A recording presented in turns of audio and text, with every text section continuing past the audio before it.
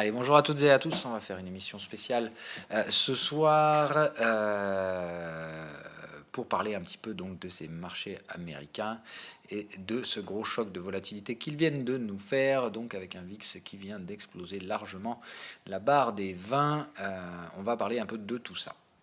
On va essayer de répondre donc aux questions évidentes que vous allez vous poser ou que vous vous posez déjà à l'heure actuelle, qui vont être où on en est qu'on est au début de quelque chose de grand, est-ce qu'on va aller beaucoup plus loin, est-ce que c'était anticipable, comment moi j'aborde le sujet, ou est-ce que je vais éventuellement renforcer ou pas.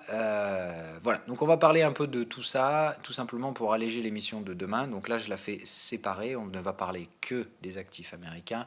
On ne parlera pas des autres indices qui tombent également, c'est tout simplement que là, de manière géographique, ça cible très franchement les indices américains et le Nasdaq, qui donc sur les futurs, moins 5,30. On s'est arrêté à peu près à moins 4, je crois, sur les indices cash, moins 4,40, voilà, mais pour les indices futurs, c'est 5,29, ça fait mal. Il y a un gap baissier, enfin, il y a plein d'éléments qui invitent à penser que Trend is your friend, c'est fini. La tendance haussière, c'est mort. Là, on n'est pas du tout dans un schéma correctif, on est bien dans un schéma retournement de tendance, c'est-à-dire une impulsion baissière qui survient à la suite d'un schéma qu'on avait déjà identifié depuis plusieurs semaines, celui auquel je vous alertais déjà assez fortement pour vous dire faites très attention. Si ça se retourne en hebdo, ça va saigner sur le Nasdaq. Et dès la semaine dernière, j'ai déjà pris des ventes face à ce risque potentiel. Et ben voilà, maintenant, il est là. Là, on ne parle plus d'un risque. Le risque se manifeste et forcément, ça fait chuter les prix. Alors évidemment, tout le monde derrière court après l'information, c'est-à-dire que là, le grand méchant, c'est la Fed parce qu'elle a remonté ses taux un peu trop vite. Soyons clairs, la raison, on s'en fout. C'est pour vendre du papier, faire parler des gens qui ne tradent pas la plupart du temps. Pour les traders, on le sait, ça fait un moment qu'on cherche des ventes à Wall Street. Aujourd'hui, ça paye, ce qui veut dire que les scénarios étaient déjà mis en place et tout simplement on attendait que les prix valident. C'est chose faite, c'est brutal. Malheureusement, ça fait que c'est tellement brutal qu'il est très difficile de prendre énormément de renforts là-dedans. C'est assez gênant puisque là, effectivement, même moi, j'ai pas vu venir la séance aujourd'hui. J'ai compris l'ampleur des dégâts qu'une demi-heure avant la clôture à Wall Street. Et on va revenir un peu sur tout ça. Est-ce que renfort il va falloir prendre ou pas? On en parle juste après. D'abord, donc contexte. Quand on a une grosse journée comme ça, d'accord, la volatilité monte, donc on se place dans un contexte où cette volatilité peut avoir un sens. Donc là, on ne s'amuse pas à faire des graphiques 2 heures, ça ne sert à rien. Du daily, c'est bien, mais c'est surtout le weekly là qu'il faut regarder, puisque ce qui se passe aujourd'hui est d'importance hebdomadaire. Donc, on va cacher tout et on va repartir sur du simple. D'accord? Donc en hebdo, qu'est-ce qu'il y a? Un signe de TP. TP, ça ne veut pas nécessairement dire que la tendance va se retourner ici, mais comme on avait une structure parabolique sur le Nasdaq, et on avait bien vu ça depuis des semaines, ça laissait planer sur nos têtes le risque d'un marché qui craque, c'est-à-dire un marché qui revienne instantanément chercher le support précédent et qui bascule même marginalement dessous. Donc j'ai toutes les raisons de penser que le Nasdaq il va aller dire bonjour à 6000 points, ce qui fait que là on n'est qu'à la moitié du système, proche des 8000, on s'est écrasé, on est déjà sous les 7000 et il y a forte chance qu'on lâche 1000 points de plus sur le Nasdaq assez rapidement.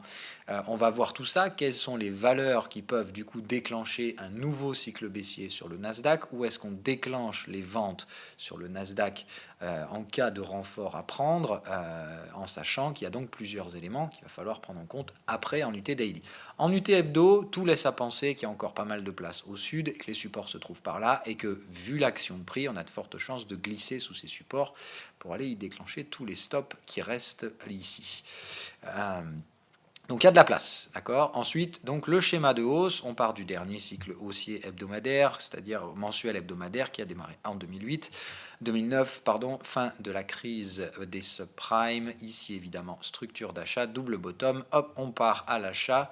On voit bien ici la vague 1, la consolidation à plat très très peu retraçante, la vague 3 très longue et étendue. On voit bien qu'en termes de durée de cycle, ça fait 1, 2, 3 énormes vagues 3, toute petite 4 très peu retraçante et immédiatement une vague 5. Donc là, on est bien sur le secteur porteur, c'est-à-dire que dans ce cycle haussier, c'est bien évidemment le Nasdaq qui a été le plus intéressant. Et c'est donc le cycle des technos, c'est là où on a fait de la techno à plus en pouvoir, c'est-à-dire c'est ici que se trouve tout ce qu'on appelle, et ce sera le thème aujourd'hui, de ce qu'on appelle des growth stocks, les valeurs de croissance. Et tout simplement, ça évidemment, c'est celle qui drive et qui apporte le carburant à la tendance large spectre, ce qu'on appelle le broad-based en anglais, c'est-à-dire les indices large spectre, le S&P 500, a été lifté majoritairement grâce à ces actions, mais qui sont beaucoup plus diluées, bien évidemment, dans le S&P 500. Donc évidemment, quand on regarde que le secteur tech, c'est très très beau, c'est très très bullesque, ça ramène beaucoup d'argent, mais ça finit toujours très mal, puisque la structure de liquidité est extrêmement dangereuse, et vous voyez que le volume avait déjà donné les pré-signaux d'alerte en début d'année.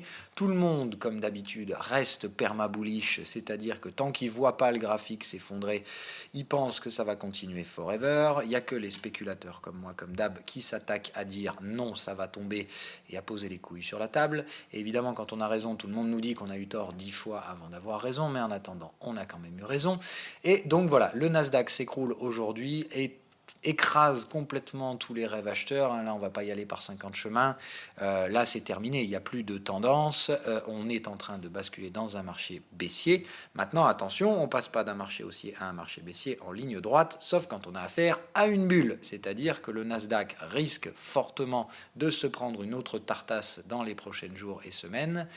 Par contre, on risque d'avoir un frein très net sur la partie S&P 500 et sur d'autres indices, comme par exemple le Russell, qui risque de freiner un petit peu plus, tout simplement parce qu'on va opérer ce qu'on appelle un changement de recherche de valeur. C'est-à-dire que c'est ce qu'on va parler aujourd'hui. La thématique la plus importante à comprendre, c'est le cours d'aujourd'hui tendra à parler de ce qu'on appelle donc la différence entre les growth stocks, les valeurs de croissance, et les value stocks, pardon, qui sont donc autre chose. Qu'est-ce qu'un growth stock? Qu'est-ce qu'une value stocks? Tout simplement, un growth stock, c'est ça. C'est-à-dire, c'est ce qu'on appelle les leaders. C'est les trucs que vous êtes prêts à payer beaucoup plus cher que leur valeur intrinsèque, tout simplement parce que vous attendez une hausse de profitabilité future, toujours plus grande. Et donc, en gros, c'est bien ce qu'on a dit. C'est-à-dire, les Apple, on dit, ils feront toujours plus de bénéfices jusqu'au jour où, merde, ils n'en font plus assez. Et la Ponzi s'écroule. Donc, c'est vraiment ça. Et c'est toujours les valeurs que vous verrez constituer les bulles d'actifs dans les fins de cycle. Donc là, on a bien la bulle. Elle touche qui? Évidemment, les Apple, les Tesla. Alors, pas Tesla, pardon, mais les Apple, les Boeing, tous ces trucs qui sont complètement paraboliques, les Nvidia. Voilà, tous ces machins-là, évidemment, c'est inclus dans le Nasdaq et ça va se péter la tronche fortement, ce qui fait que très probablement, notre ami le Nasdaq va se retrouver défoncé encore plus fort. Il y a de fortes chances que ça arrive, en tout cas, que ce qui arrive aujourd'hui ne soit que le début de ce qu'on appelle... Alors, j'utilise beaucoup d'anglicisme parce que là, c'est vraiment ce qui parle le plus, je trouve. On est dans ce qu'on appelle le pain trade, c'est-à-dire que là, on va faire mal aux acheteurs. On va leur faire très très mal parce que c'est une vague 1, c'est celle qu'ils ne voient jamais venir et quand elle termine une tendance haussière, c'est-à-dire le schéma vague 1, 2, énorme vague 3, 4 et une vague 5 très étendue parce qu'on est sur le secteur de croissance, maintenant c'est game over. Voilà, c'est terminé. Donc ce secteur, tout ça, c'est complètement surpricé, puisque là, ici, on price de façon parabolique des profits qui ne seront pas là, on le sait très bien, mais on se rapproche de la fin de cycle et il faut vendre au plus cher ces valeurs de croissance, parce que c'est celles qui attirent le plus les imbéciles, et évidemment, quand les imbéciles achètent, on ne va pas les empêcher de le faire, on va juste laisser monter les prix, et évidemment leur vendre la camelote le plus cher possible. C'est pour ça que je vous rappelle, une pattern de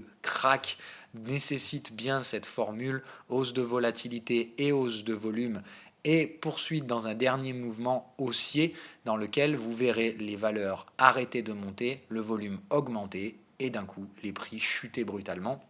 On est bien dans cette pattern. Pour moi, le Nasdaq a tout ce qu'il faut pour cracher. Donc à ce stade-là, si vous avez des ventes Nasdaq, il faut absolument les tenir, il ne faut pas vous amuser à prendre des profits sur les supports. Un petit peu, hein, on sécurise les gains du 25%, pas plus que ça. Le reste, vous laissez. La position doit courir, le risque a été pris sur ces positions, il faut maintenant récupérer le gain qui va avec. Et le gain va être conséquent, évidemment, puisque je m'attends à ce qu'on poursuive. Donc pourquoi on va poursuivre sur le Nasdaq et pas forcément sur les autres? C'est la bonne question.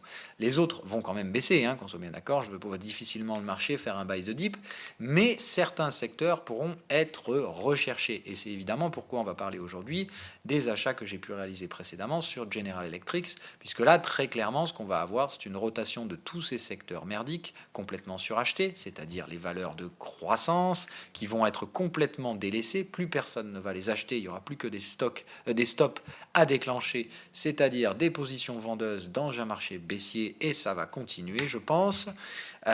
Ces valeurs doivent cracher, hein, ont une forte probabilité de cracher, donc moins 8, j'ai envie de dire, c'est un peu le début, hein, et ça peut sans problème continuer beaucoup plus loin que ça, puisque généralement les valeurs de croissance en fin de cycle se prennent un bon moins 40 sur la première phase de baisse, avant évidemment de retracer un peu, mais elles garderont un schéma baissier. Là, vous pouvez être certain aujourd'hui, Apple, si ça confirme demain, ça ne reviendra plus jamais chercher le sommet historique, hein. On aura probablement un retracement derrière, mais ces valeurs vont probablement se faire démonter également et poursuivront leur phase de baisse dans les prochaines semaines. Par contre, qui pourra trouver des capitaux? Eh bien, ce qu'on appelle donc les value stocks. Un value stock par opposition, alors je vais vous l'écrire comme ça, j'aime bien les petits aspects visuels. Donc vous avez d'un côté le growth stock, d'accord, donc la valeur de croissance. Alors on va mettre en noir, hein, mais on ne va pas s'amuser à faire des codes couleurs de fou. Et d'un autre côté, donc ce qu'on appelle le value stock. Ok. Voilà. Quelles sont les composantes de chacun de ces trucs? Donc dans une valeur de croissance, quelles sont les caractéristiques pour les retrouver? Eh bien, généralement, ce sont les leaders le secteur. Ils font partie du secteur leader du marché. D'accord? Ça surperforme le benchmark. Le benchmark américain, c'est le S&P 500. Donc vous avez bien trouvé un secteur qui surperforme largement le broad base, c'est-à-dire l'indice large spectre, le S&P 500. On est bien dans le cas, hein, le Nasdaq, la performance, elle est monstrueuse comparée au benchmark. Hein. D'accord, ça surperforme le benchmark. Les composants, enfin pas les composants, d'accord, donc la valeur, hein, là on parle d'un stock en particulier, pas d'un indice. Donc secteur leader du marché, donc le secteur doit surperformer le benchmark.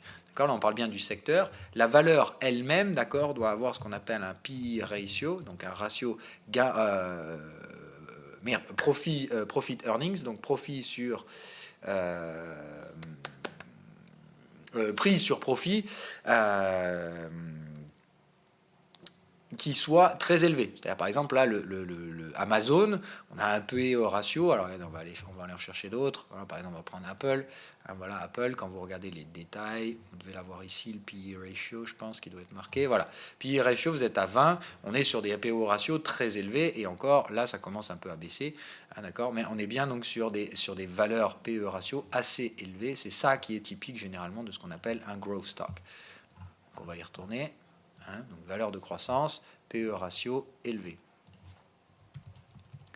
Ok, c'est généralement supérieur à 15. 15, c'est la moyenne, hein, pour un PE. Au-dessus, on dit que c'est cher. En dessous, on dit que c'est pas cher. Sous les 10, on considère que c'est très peu cher. D'accord.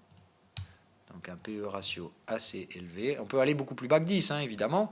Et vous verrez que généralement, les value stocks les plus intéressants sont très très bas. Et on va aller voir justement l'opposé. Vous allez voir qu'à côté, un General Electric, on va pouvoir remonter les objectifs dans pas longtemps, mais pour l'instant, ça doit rester assez bas. Hop. On va aller le vérifier après, hein, j'en sais rien encore une fois.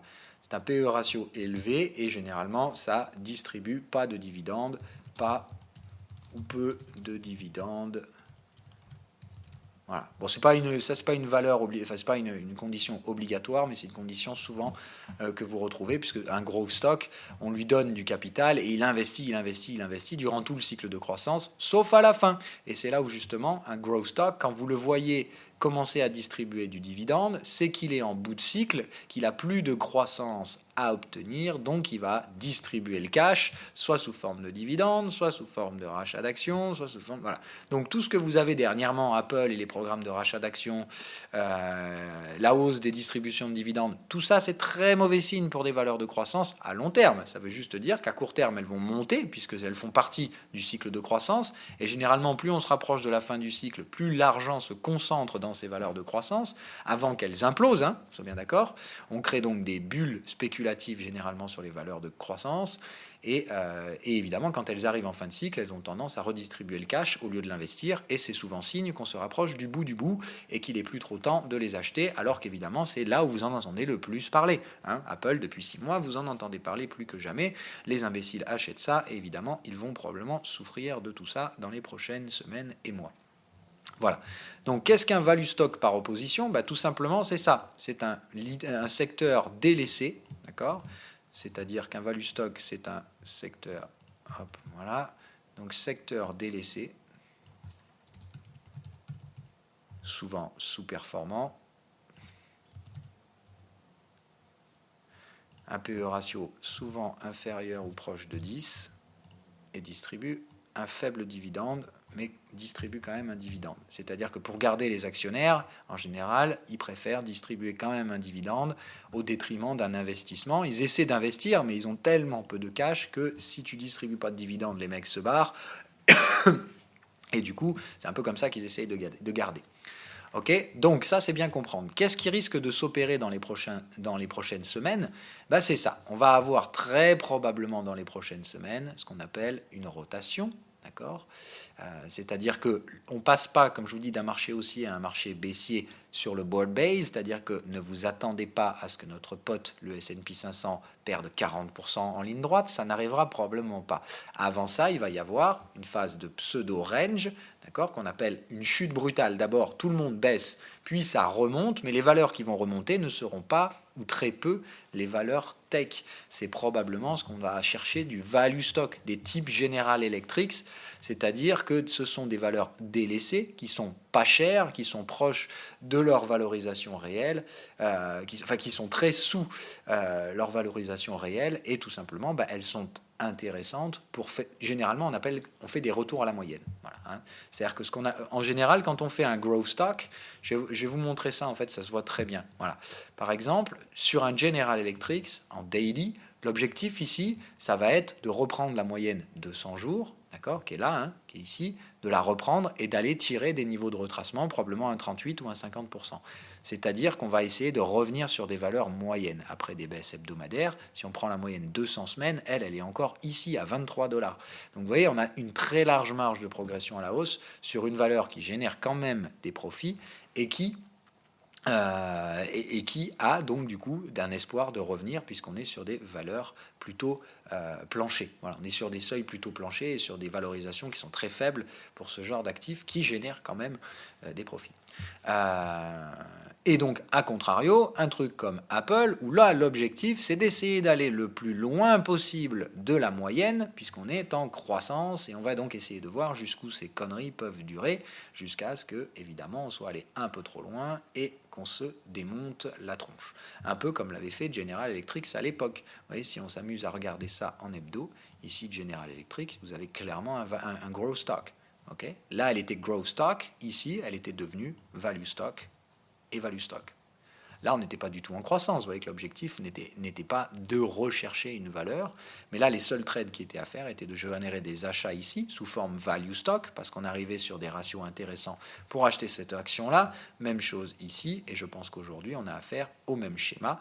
Et ça risque d'être très profitable à la fameuse rotation dont on a parlé. Le cash qui sort des valeurs de croissance et qui va rechercher donc à resserrer le benchmark, c'est-à-dire que ce qui a surperformé le benchmark va revenir au niveau du benchmark, ce qui a sous-performé va essayer de retracer pour récupérer la sous-performance qui l'a caractérisé. C'est-à-dire qu'après avoir créé des divergences sectorielles, on va essayer de resserrer un peu tout le bordel. C'est ça qu'il faut que vous compreniez. Le S&P 500, là, vous voyez, il baisse fort aujourd'hui, il donne un signal assez puissant. Je doute que celui-là, il arrive à casser le support ici. Hein, ça, c'était ce qui avait été anticipé. C'est dans le pire des cas, hein, mais je ne pense pas qu'on soit aussi brutal que ça Je pense par contre que la baisse n'est pas finie sur le S&P 500, mais je pense que le S&P 500 va donc être plus marqué dans ce niveau-là, puisque des valeurs comme General Electric sont présentes dans le S&P 500 et qu'elles risquent d'être recherchées et d'avoir un sacré bon potentiel de gain. Donc à surveiller sur ce truc-là, mais ça me semble très intéressant. Okay, demain dans l'émission intraday, enfin dans l'émission daily, on parlera des effets collatéraux qui vont être probablement à trader dans cette grosse rotation. C'est vraiment, alors ça va être une machine à laver. Le cash va plutôt sortir que rentrer, mais il ne va pas sortir partout. Il rentrera sur certains endroits, ce qui fait qu'il va falloir gérer son risque intelligemment en fonction de tout ça. Donc voilà, l'essentiel c'est de bien comprendre cette rotation qui se met en place généralement en fin de cycle de croissance ou en fin de cycle économique, où les valeurs de croissance survalorisées ne génèrent plus les profits suffisants par rapport au risque que leur prix représente. Elles s'effondrent sur elles-mêmes. C'est un schéma de Ponzi, un schéma parabolique qui s'effondre. Je n'ai pas dit que les valeurs allaient disparaître. Des valeurs comme Apple resteront toujours des valeurs à grand nom, à grand capital, mais on va leur enlever une bonne partie de leur capitalisation qui n'était évidemment pas justifiée. Suivra le dead cat bounce, c'est-à-dire que Apple, ça chute, puis ça remontera brutalement, puis tout le monde revendra ce truc-là pour rentrer dans une pattern de crash. Voilà, Apple devrait crasher sur sa valeur, c'est-à-dire à terme perdre probablement 60 à 80% de sa valeur. Alors peut-être pas 80, mais disons qu'un bon 60 me semble quand même assez probable. En tout cas, minimum 40%, et c'est ce qu'on risque de faire dans les prochains jours. Pardon. Donc voilà, à surveiller, mais à bien comprendre donc ce qu'il se passe aujourd'hui. La volatilité augmente sur le benchmark, mais elle risque d'atteindre un niveau plafond, c'est-à-dire que la volatilité ici à 23, il me semble qu'on peut difficilement aller beaucoup plus haut, puisqu'on est pour moi dans des cycles préparatifs d'un bear market, c'est-à-dire qu'on n'y est pas encore, on va installer des ranges qui vont précéder ce passage en bear market. C'est-à-dire que ne vous attendez pas sur le S&P 500 à ce que ça fasse ça, voilà. Mais attendez-vous en revanche à ce qu'on construise un range et puis qu'on en sorte par le bas. Ce range sera probablement constitué au-dessus du support. Sur la partie S&P 500, je m'attends très franchement à ce qu'on trouve un range par là, vers les 2006-2007. Ça me semble assez puissant comme zone pour maintenir ces niveaux ici.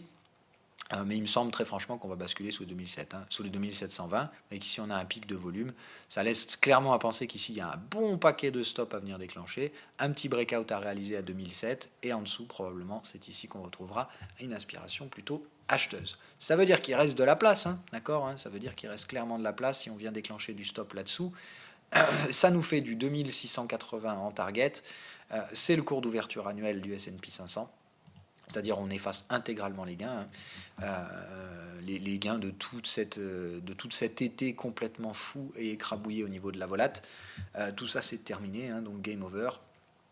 Sur ce truc-là, on n'est clairement pas dans un schéma de vague 4, là je préfère être franc, c'est pas possible. On est bien dans une vague 1, une impulsion baissière, donc là c'est game over pour le S&P 500, il n'y aura probablement pas de nouveau sommet historique après ça. Ça me paraît très peu probable. On n'est pas dans une typologie de vague 4, on est bien dans une typologie de vague 1, c'est-à-dire tous les suiveurs de tendance se font démonter et ils ne l'avaient pas vu venir, donc c'est bien une vague 1 et pas une 4. Pardon pour ça. Et voilà, donc moyenne 200 jours sur le S&P 500, on est pile poil dessus à la clôture.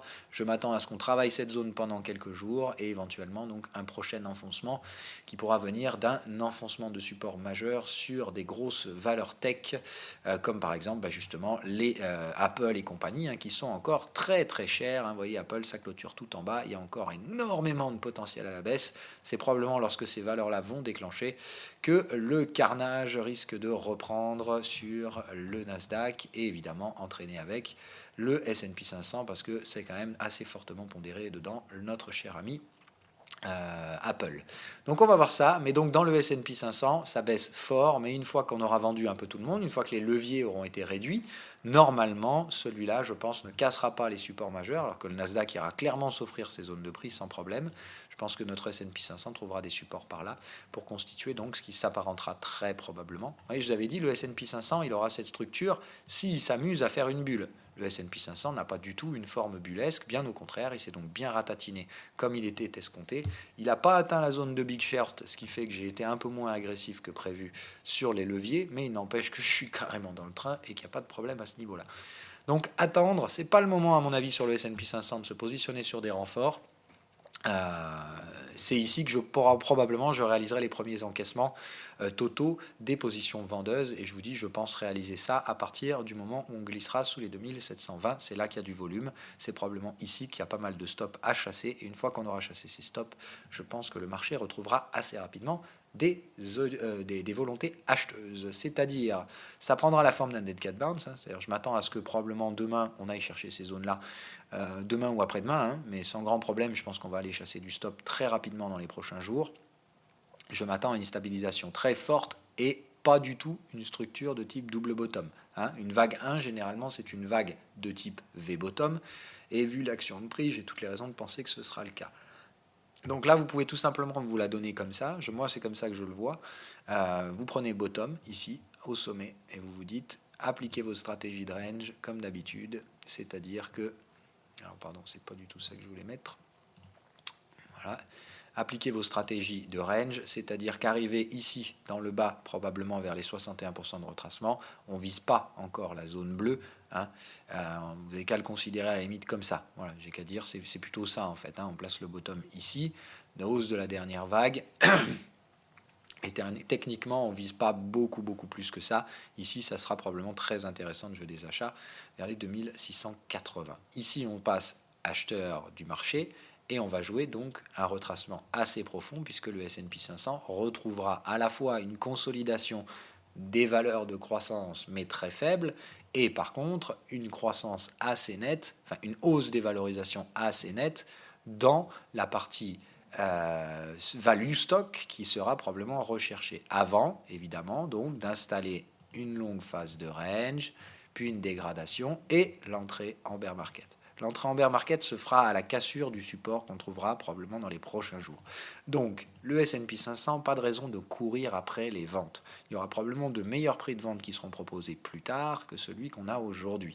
Donc, il n'y a pas de raison d'appuyer sur les boutons et de flipper. Si vous voulez absolument être dans le camp vendeur, je pense qu'il faudra attendre que le marché fasse une vague 2. Après la vague 1 se trouve généralement une vague 2, puis la vague 3, qui sera probablement la vague une des plus baissières, se construira petit à petit avant de rentrer dans l'officialisation du bear market. Ce qui ne sera pas la même structure sur le Nasdaq. Voilà, le Nasdaq, j'insiste bien, il y aura probablement un assez faible niveau de retracement. On n'ira probablement jamais repasser au-dessus de ça.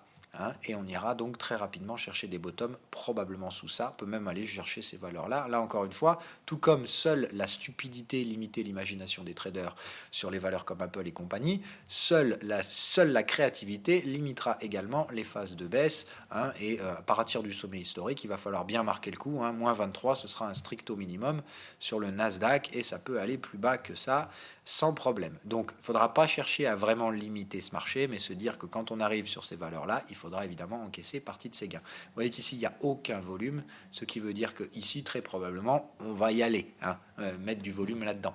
Donc, je m'attends, voilà, hein, moi je dirais du 6000 points sur le Nasdaq, ça me semble être une zone très attractive. Évidemment, par là, il faut commencer sans problème à encaisser. Là, on ne cherchera pas de signal, on sera dans un marché épidermique, on cherche par contre un état psychologique. Quand les gens vont complètement paniquer, ce sera le moment de sortir vos ventes sur le Nasdaq dans cette zone de prix, évidemment, et pas avant.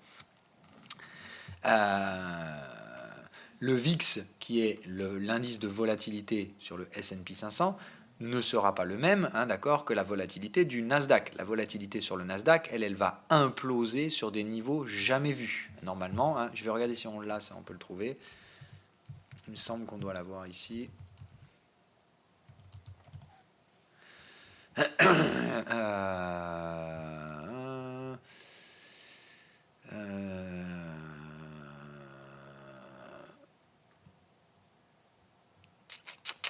Est-ce qu'on va l'avoir, le Nasdaq 100?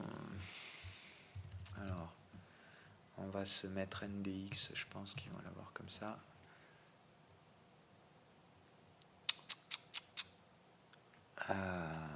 Volatilité du Nasdaq, c'est quoi le nom? Je ne la connais pas, je vais aller chercher, hein. Voilà, il s'agit de l'indice VXN qui lui, sans aucun problème, vous voyez que la structure de gestion du risque sur le Nasdaq, elle était déjà parabolique depuis un bon moment, c'est-à-dire que les options, elles montraient bien que ça n'allait pas du tout dans ce marché. Évidemment, tous les imbéciles continuent à rester acheteurs, donc là on a bien la formation d'un creux, donc tout ça c'est très très mauvais signe, et ça montrait bien qu'ici on est mature pour un crack sur le Nasdaq. Vous allez voir que sur le S&P 500, la structure est bien différente. Pardon. Donc, par exemple, le S&P 500 a réussi à faire ses nouveaux sommets, ses nouveaux creux ici. Ici, le S&P 500 est allé plus bas, et aujourd'hui, il commence à construire ses cycles acheteurs. Le Nasdaq, lui, il était déjà en train de construire des creux et sommets ascendants depuis un bon moment. Là, attendez-vous à ce que le Nasdaq, lui, dans cette crise-là, il aille franchir les ici. Voilà, pour moi, je vois aucune raison à ce que le Nasdaq, ici, ne fasse pas un truc comme ça. Voire parte sur un machin comme ça derrière. Bon, je pense pas nécessairement tout de suite, mais je dirais au moins là dans un premier temps aller casser ici, c'est-à-dire aller chercher du 44-45 sur la volatilité Nasdaq. Autant vous dire, ça va être moche. Après, derrière, évidemment, probablement un cycle de pullback, d'accord, de range un peu par là. Et puis, comme je vous dis, derrière, la phase de crack qui se mettra en place, l'entrée réelle en bear market. Je vous rappelle quelle est la différence. Donc, alors ça, je vais me le rajouter, le VXN, parce que il va falloir le surveiller, celui-là. Voilà, donc VXN que je vais aller placer gentiment sous le VIX. Voilà, donc il va falloir surveiller ça, mais donc s'attendre à une hausse de la volatilité encore bien loin d'un sommet sur la partie Nasdaq. Je m'attends toujours à ce que ça aille plus bas. Mais comme je vous ai dit, on va probablement freiner un peu demain et puis essayer de rattaquer dans la journée ou le lendemain. Demain, on a des catalyseurs en plus, donc on va voir un peu ce qu'il y en a.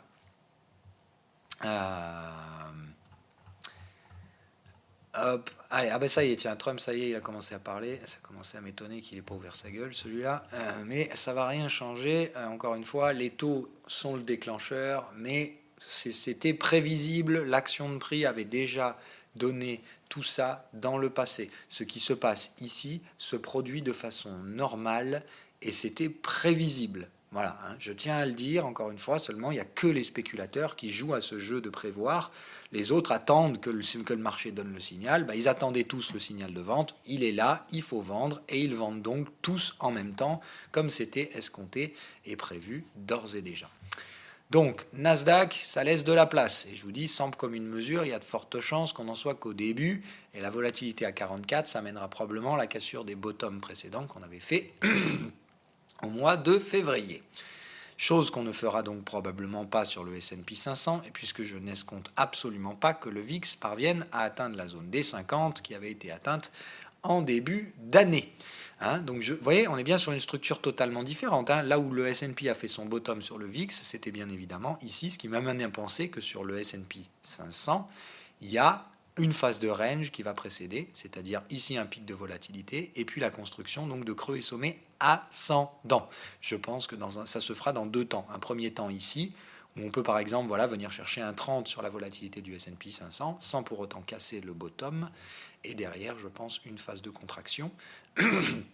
Probablement revenir à faire un pullback vers la zone des 15, et puis après, on ira vers les structures d'effondrement, c'est-à-dire des hausses exponentielles du VIX et des baisses tout aussi brutales sur les valorisations actions.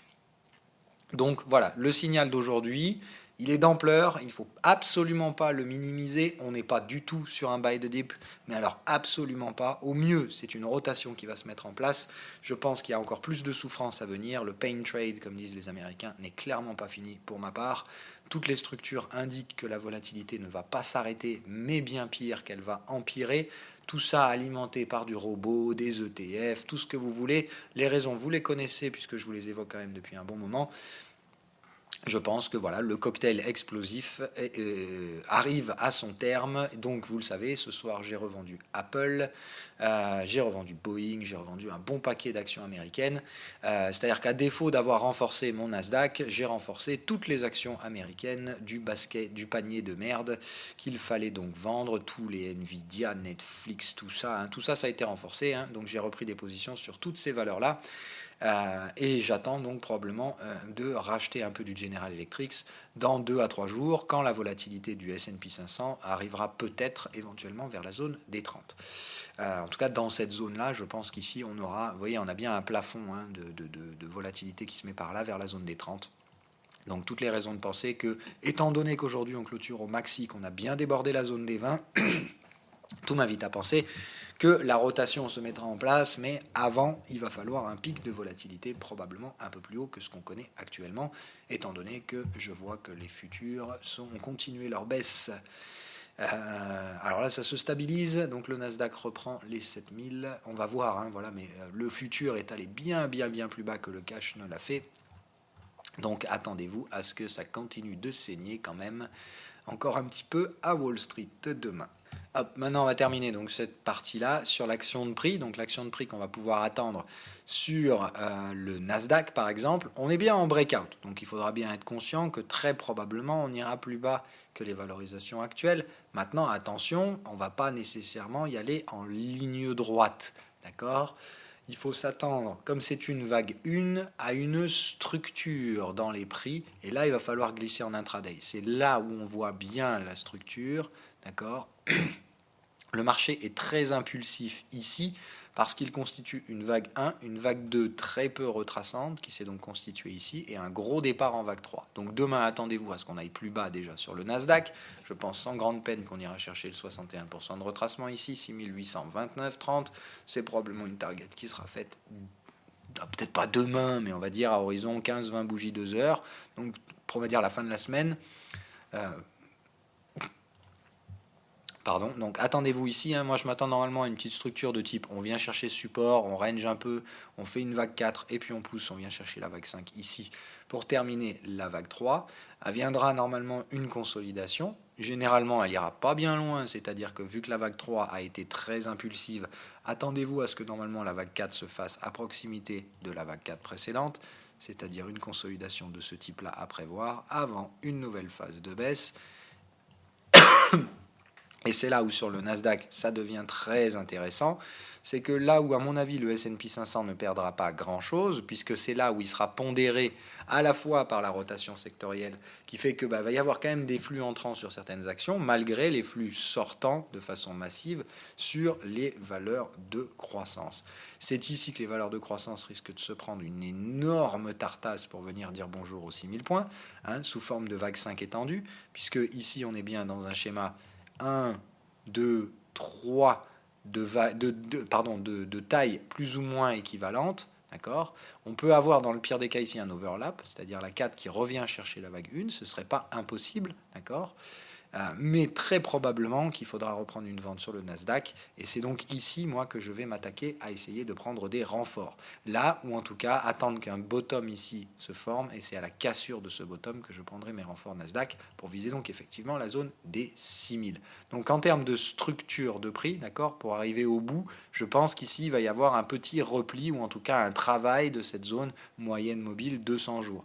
Ça ne causera pas un retournement, il faut être très clair là-dessus. Les probabilités qu'on fasse un V-bottom ici sont très très faibles parce que généralement on ne retourne pas vers une moyenne de 200 jours quand on est en vague 1.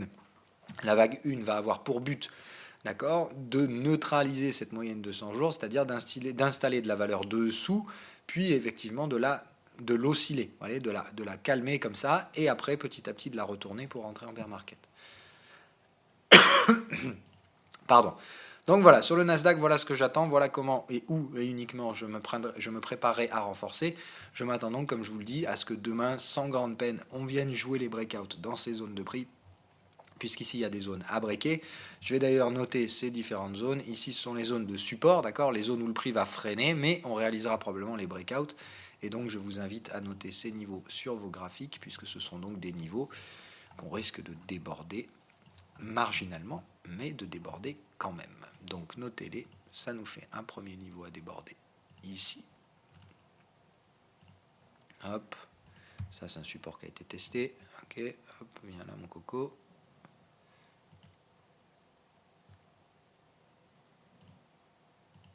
Oh, putain, c'est pas possible. Voilà, hop, voilà. Ah ben voilà, ça va mieux comme ça. Hop, toi, et voilà. C'est ici que se trouvent les deux niveaux de breakout. Donc les 2 niveaux à venir casser. Je pense que demain, on va s'attaquer à venir casser le premier. Et puis ensuite, on s'attaquera gentiment au deuxième. Hein. Donc voilà, le premier niveau probablement à casser demain. Un petit pullback à venir derrière. Et on s'attaque au deuxième. Et après, normalement, on est libre pour faire une vague 4. Ce sera peut-être assez rapide. Et puis derrière, donc une vague 5 beaucoup plus longue. C'est-à-dire, vous prenez la durée que ça a pris là. Ça a pris 2 jours. Enfin, pardon, ça se fait en une journée. Attendez-vous à ce que la vague ici se fasse un petit peu plus lentement. D'accord ? On va réduire la pente, puis réaccélérer. Dans le schéma, c'est vraiment hop, on réduit et on réaccélère, qui me semble être le schéma. C'est-à-dire qu'avant cette dernière vague-là, donc la vague 5, rappelez-vous comment elle va se construire. Je vous donne des tips. D'accord ? Alors encore une fois, ce n'est pas de la magie, c'est juste des probabilités. C'est comme ça que ça a le plus de chances de se construire. Généralement, la vague 5, on accumule au début. C'est-à-dire qu'ici, on crée des petites vagues baissières, on commence. Les mecs ici sont encore en train d'espérer faire un V-bottom. C'est-à-dire qu'ici, les acheteurs vont espérer un nouveau sommet. Donc il va falloir les racler petit à petit. Généralement, la vague 5 ici se construit vraiment sous cette forme-là. C'est-à-dire que la pente moyenne reste assez pentue, mais d'abord c'est lent, on grind, et puis à la fin, putain c'est panique à bord, ils accélèrent, ils pètent un câble, et ici on est sur une phase complètement verticale, normalement, où le marché perd complètement pied. Mais voilà la structure de la vague, c'est vraiment normalement ça, une vague 1, une vague 3 qui fait mal, qui est plus longue que la 1, une 4 assez profonde ou pas, c'est pas nécessaire, et surtout donc une dernière vague assez puissante, très lente au début, et puis à la fin ça devient complètement vertical, et c'est toujours V-bottom. La vague 5 étendue se termine systématiquement en V-bottom. D'où la raison pour laquelle je vous ai dit sur le Nasdaq qu'il faut que vous ayez votre prévisionnel en vue. Il faut savoir sur quelle zone vous allez chercher la fin de votre vague 5 pour obligatoirement prendre des profits dans cette zone et pas attendre que le marché donne des signaux acheteurs parce qu'il n'en donnera probablement pas. Ça risque d'être épidermique et beaucoup trop brutal. Donc sachez qu'à partir du moment où on casse ça, dès que vous voyez les prix freiner un peu fort, vous commencez à vous dire qu'il va falloir passer à l'achat. Mais il faudra évidemment breaker cette zone. Il n'y a aucun volume là, donc il y a forte chance que ce soit, comme je vous dis, proche des 6000 et sous les 6000 très probablement, après des petits breakouts. Voilà. Je vous ai tout dit, je pense qu'on va s'arrêter là, puisque c'est largement suffisant. J'espère vous avoir transmis des informations de qualité, encore une fois aujourd'hui. Donc calmez-vous, dites-vous que là aujourd'hui le potentiel baissier reste assez limité. Demain, ne probablement pas s'attendre à une nouvelle journée de 5 à 6%, mais il ne faut pas l'écarter non plus. C'est-à-dire que comme il y a du volume, on s'attend de toute façon à aller chercher ces zones de prix. Rappelez-vous d'une chose, dans le marché, on ne maîtrise jamais le timing. Donc, ne vous amusez pas à vous dire Phil a dit qu'il y aura un pullback, donc on fait rien, ça peut tomber. Moi, par contre, je ne prendrai de renfort que sous ces conditions-là, parce que j'ai besoin d'une gestion du risque, et pour gérer du risque, j'ai besoin de cycles. Pour l'instant, je n'ai aucun cycle, donc je ne renforce pas pour l'instant les cassures de support, puisque j'attends qu'on en matérialise quelques-unes d'abord. Maintenant, on est dans une pattern de breakout qui suit un exit. Techniquement parlant, le signal de vente sur le Nasdaq, il était juste parfait, indiscutable, et il fallait être dedans. En respect de la stratégie, je suis désolé, on ne pouvait faire autrement que de prendre ces trades. Ils étaient dans le respect de la stratégie. Ce qui se passe aujourd'hui était malheureusement anticipable. Il y en a beaucoup qui vont dire « Ah mais non, et puis Phil, il a pris 15 ventes avant de réussir celle-là. » Certes, oui, mais c'est des dizaines de ventes. Alors pas des dizaines, non, pas des quinzaines déjà, il y en a eu à peu près 7. Et toujours sur des bons prix, c'est-à-dire que c'est juste que je me suis fait chasser des stops, ou alors des toutes petites pertes, mais dans tous les cas, j'aime autant vous rassurer que les petites prises de profit de l'ordre de 25% que j'ai réalisées entre hier et aujourd'hui ont déjà très largement couvert toutes ces petites pertes spéculatives, sans compter qu'il me reste 75% de la position toujours ouverte. Donc, alors pas 75, aujourd'hui il me reste 66, il me reste 2 tiers de la position, 1 tiers ont été récupérés avec des gains assez confortables. Voilà, donc demain on parlera de tous les effets corrélés, mais sur la partie indicielle et donc ce que j'attends des indices dans les prochains jours, le cadre technique que je vais donc essayer de trader, vous l'avez au sein de cette vidéo. Bye bye.